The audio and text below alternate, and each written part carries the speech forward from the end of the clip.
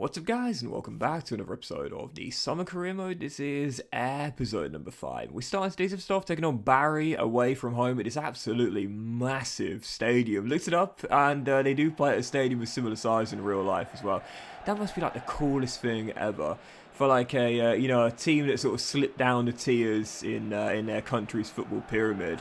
For like, obviously not part-timers in the Serie B, but perhaps players that, maybe they're on the fringes of perhaps not making it in the professional game for too long. To be able to play at a stadium of this size must be absolutely surreal, right? But heading into the game on the back of the win against Ascoli, we had the perfect start. Just 3 minutes in, it's another goal for Lucas Koller, our right midfielder out of the academy from Switzerland. And I'm really liking this guy, man. I've mentioned before how with our youth scouts right now, the chance of us finding too many good players for our academy and then subsequently for our pro team is quite thin. But because of the level we're playing at right now, even players that are in their low 60s are going to get some game time, and Lucas definitely is, and he's thriving as well. 5 goals in 14 games as he opens the scoring, and then 11 minutes before the break, Mancuso gets another one to make it 2. On loan from Monza, now 30 years old. I don't know whether I'll bring him back permanently next season, regardless of what division we're in, but he has got a great partnership with Cutrone, so it'll be a shame to know it would just be a one and done for our number 77 if this is the only year he'll have with us. Even so, he scored our second and then set up our third. Cunha makes it 3, 11 minutes after the restart, and we're on course for yet another big win here in the Serie B as we aim to stay top of the table and try and pull away from the chasing pack. Obviously out of the Coppa Italia now, so all the remaining games this season will be in the league. We want to pull away as much as we can and get as far away as possible from the chasing pack. Right now, in the top 2. Listen, I don't mind if we do fall out of the pole position place, but I want to make sure no matter what, we remain in the top 2 between now and the end of the season. 64 minutes in, we made it 4. Belimo, our club captain, makes it 4 and completes the route here away at Bari. Yeah, I don't know, I love the idea of, like, if you were like like I said, a semi-pro footballer playing at a stadium this size. I remember when, was it Queen's Park? Correct me if I'm wrong, Scottish football fans, but I think it was Queen's Park were playing at Hampden Park. Can you imagine how cool that must be to rock up to Hampden Park every single Saturday?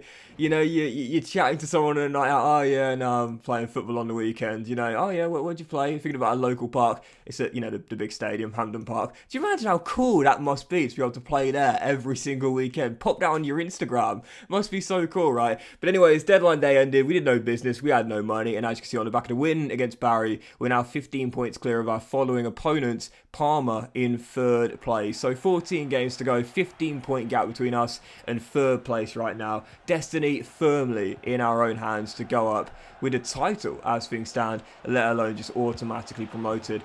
But like I mentioned, for me, I don't mind if it is 2nd place. I just want to make sure we stay clear of the chasing pack, particularly Parma in 3rd place, the team I am most worried about right now, outside the top 2. And heading into this game here, back at home, fell down by a goal very, very early, and I was like, okay, alright, poor goal to concede, pass, ricochet, really, really poor bit of defending from me there. Let's just get back on level terms right from kickoff, shall we? We do just that. Lucas gets pushed over after a nice little run from the right-hand side, rolls it across, and there is Luca Warwick Koleosho. Man, I really, really like this guy, and I mentioned before, it's hard to get him starts in this team due to how good we are going forward, and the fact he's got no defensive capabilities whatsoever. I gave him the start in this game, he found our leveller, and then Lucas having an amazing season for us, his debut year in pro football, rolls it across to Cunha for his 2nd assist in half an hour as we go 2-1 up and flip the game on its head. 20 minutes to go, I'm time wasting, just trying to see the game out here. Parma not really pressing with any intensity at all, so I'm just time wasting for the most part, keeping the ball in the corner, and 71 minutes in, Lucas continues what's been a scintillating run of form for our right midfielder with another goal, his 3rd in 2, and our 3rd on the night to go along with his 2 assists as well. If you missed it, well, you got to see this on the replay because this was sick. Yeah, sexy goals in today's episode, including right here. When you talk about respecting your elders, Lucas had no respect for the great Italian legend, World Cup 2006 captain in their win, Gigi Buffon. Yep, the future is now, old man, as Lucas with the skill shot, Thierry Henry-esque, pops it past the veteran and into the bottom corner. Como 3, Parma 1, and Collar continues his amazing run of form.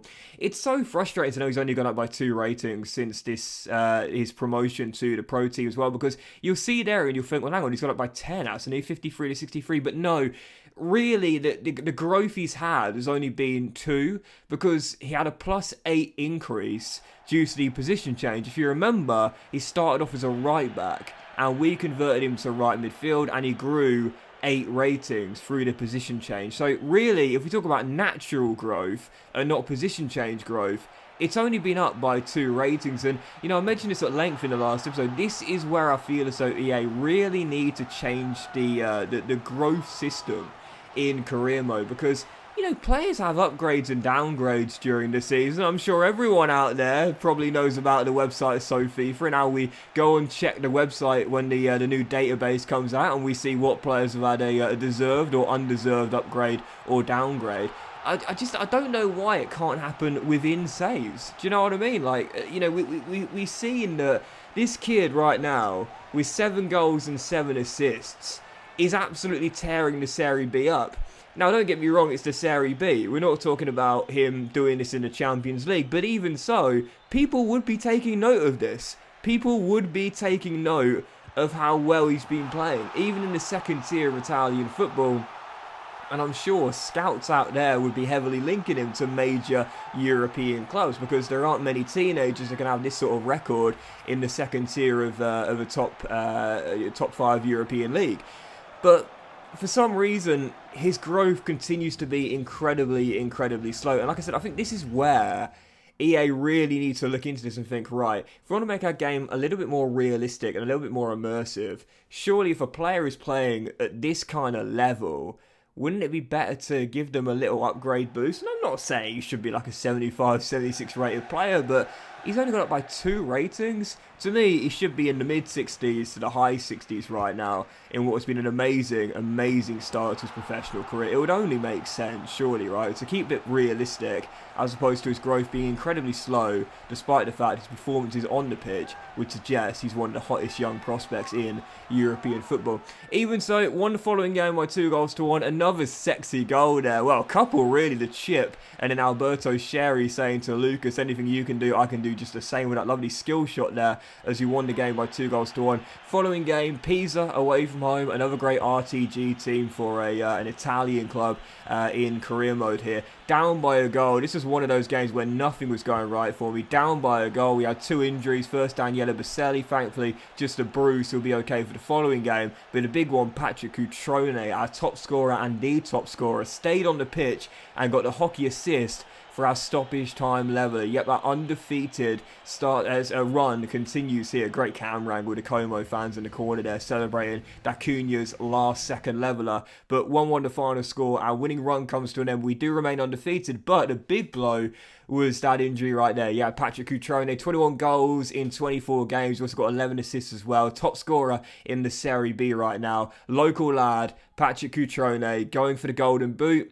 Done for the season. Yep, broke his toe, and that's him out now for the remainder of the campaign. That is a massive blow, because let's be honest here, whilst recently, I'll be honest, I haven't actually scored that many goals with him, he has been my best player this year, no doubt about it. One of the top assist makers in the Serie B, second in assist right now, only behind his right hand man Mancuso, and again top scorer with 21 in 24 as well. And unfortunately, that also ends any chance of him joining the 40 club as well. Yep, 3 players are in the 40 club on my channel. Do you know the names? Well, I'll remind you if you don't. The first one to ever do it, the shocker, Ivan Toney. Samuel Bell in my Cork to Glory save. And who was the third one? Oh yeah, a little known player called Dox in the My Player save this year as well. So yeah, so unfortunately Cutrone will not join the 40 club due to that injury there. I can't see him coming back on the final day and netting 19 goals. But even so, following that, we had a couple more scouting updates, and also as well, I put in Thomas Marchetti into my academy. 58 rated right winger. 16 years old, not the quickest, and again, because of the way we play our 3 at the back system, with no defensive capability whatsoever, there's no point in having him on the flank. So I'm going to convert him to CAM. It'll only take him 2 weeks, and hopefully he'll have a nice little upgrade boost there as we convert him into a more central position in our youth squad. But the following game, Perugia back here at Como, heading into this game. We'll see no more Patrick Cutrone between now and the end of the season. So where are we going to get the goals from? Well, I'll be looking to this man, Leonardo Mancuso, who, to be fair, despite Cutrone having 21 this season, Mancuso scores there to get his 17th. He still had a really, really good season for us. He's top of the assist charts right now and one of the top scorers in the Serie B as well. He opens the scoring against Perugia, makes it 1-0. Almost got yet another assist as Daniele Baselli hits the post, and it's still 1-0. And with 10 minutes to go, trying to close out a return to winning ways here against Perugia. The visitors coming forward for a late chance. They only really got the one, and they took it as well. That's the frustrating thing. When you've got a goalkeeper with basically no ability at all, you know that one clear-cut chance is practically 99 times out of 100 going to result in a goal. So Perugia back on level terms, but thankfully with 5 minutes to go, it's that man once again to our rescue. I don't know whether I'll bring him back next season. It feels as though it'll be kind of pointless really at 30 years old. They're not going to get any better, but for sentimental feelings, I think I probably should. Yep, Leonardo Mancuso gets another one, bags his brace, makes it 2-1, restores our lead instantly, and then with 2 minutes to go, D'Acunha once again comes up big late on, this time not with a leveller, but with the dagger. Chips the ball over the goalkeeper. I tell you what, I've scored some really nice goals this season with Como, some skill shots, some nice dribbles, some belters from range, and so many chip shots as well. So nice. And yeah, D'Acunha wraps up the points there in a 3-1 victory. So back to winning ways and staying here in Como for the following game. Reggina George here coming to Como, and as the sexy goals continue, this is a contender for goal of this season. Yep, he's already scored one, and now he's got another. Lucas Collar back amongst the goals after a few games without one, and what a goal!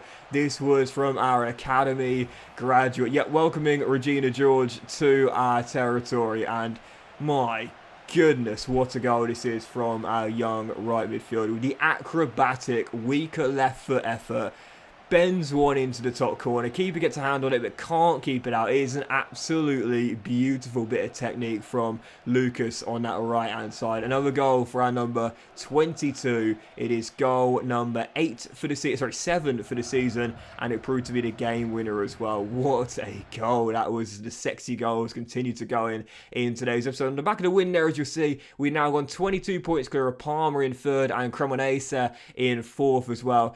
We're 12 clear of Sampdoria, but like I mentioned before, yes, it'll be a shame now with just 9 games to go to drop the title, whereas, you know, really we are odds-on favourites to go up with the silverware as well, but I still won't mind too much if we have a collapse between now and the end of the season and finish 2nd. So long as we go up, that's all that matters to me. So right now, so far clear of Parma in 3rd and Cremonese in 4th as well. We're where we want to be right now, and it's our promotion to bottle from this point onwards. So following up, Marchetti, we converted into CAM. Sadly, no overall boost for our youngster in the academy, but I had to show you this. Heading to the following game, they're taking on Suda Troll away from home. They're using one of the new stadiums for their... It's a generic stadium. It's a new stadium in FIFA 23. And it's a really cool stadium. It's called Longville Stadium, and it's one of the new generic stadiums in FIFA, and it's really cool. It's like a modern new build kind of training pitch, if you will. It's really cool. It's a great stadium for an RTG. If you're doing an RTG, it's a great stadium to use.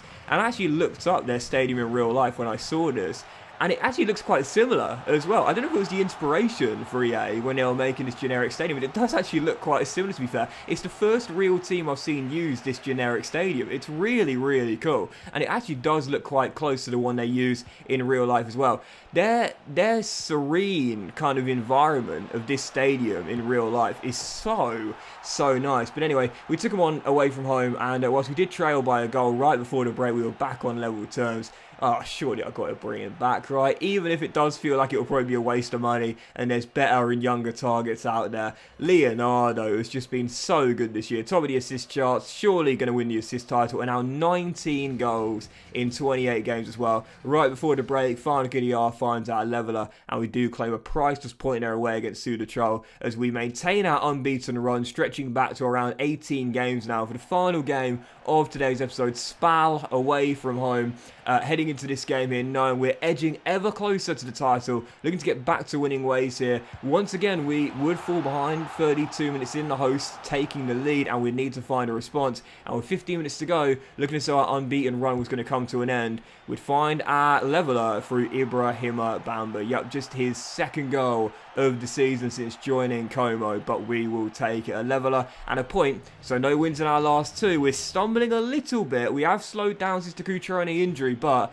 we are still top, and we are still edging ever closer to that Serie B title, and most crucially promotion to the Serie A. 7 games to go. We're 18 clear of Parma and Cremonese and 10 clear of Sampdoria. We know win 2 more of our 7 and that will guarantee automatic promotion. I think. You know my maths is terrible. But that'll do it for today's episode. Have a great day, guys. Much love to you all. And I'll see you for the next episode of the Summer Career Mode, the season finale, as we aim to wrap up promotion and get the title as well very soon.